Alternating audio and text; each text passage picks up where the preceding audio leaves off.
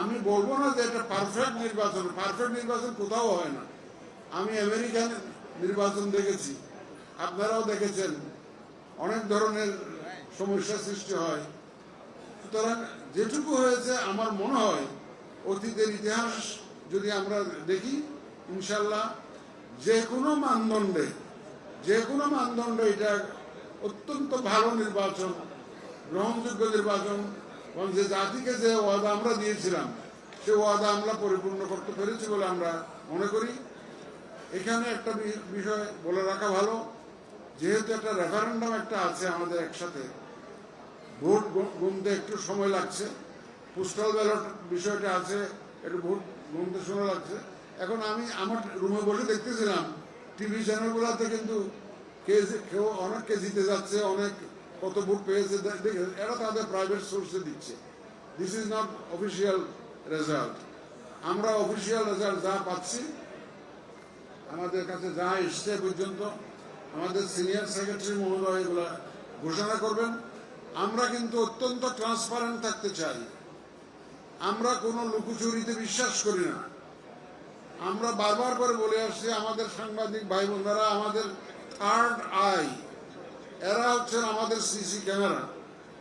এদের ক্যামেরার তলে আমরা সবকিছু সমাধান করতে চাই। সারা দেশের মানুষ দেখুক, আমাদের মিডিয়া কর্মীদের মাধ্যমেই দেখুক। আমরা সবাইকে দেখাতে চাই আমাদের মধ্যে কোনো ধরনের কোনো লুকোচুরি নাই। আমরা সম্পূর্ণ ট্রান্সপারেন্ট একটা নির্বাচন দেওয়ার চেষ্টা করেছি।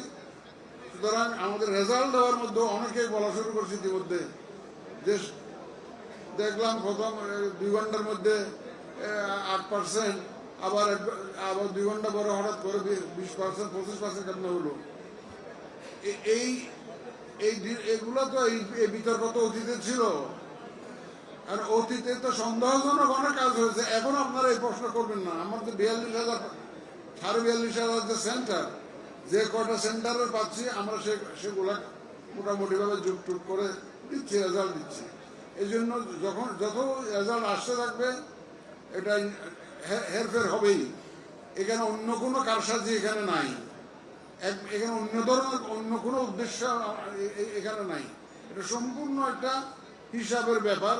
এখন আমরা শুধু যোগ বিয়োগ করে, যোগফল করে যে রেজাল্ট আমরা পাবো, আমাদের রিটার্নিং অফিসারের কাছ থেকে পাবো, যে স্বাক্ষরিত, সেটাই আমরা কিন্তু আপনাদের সামনে ঘোষণা করি। এর বাইরে নয়।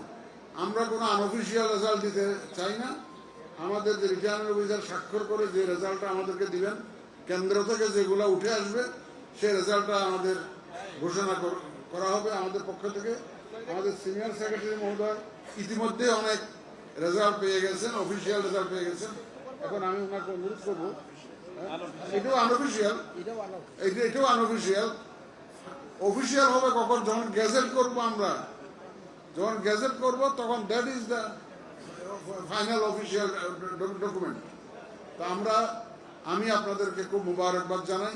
সারা রাত থাকেন, সারা রাত বসে থাকেন, দেখেন যে আমাদের মধ্যে কোনো রকমের কোনো গলদ আছে কিনা, আমাদের নিয়তের মধ্যে কোনো বেজাল আছে কিনা আপনারা দেখেন।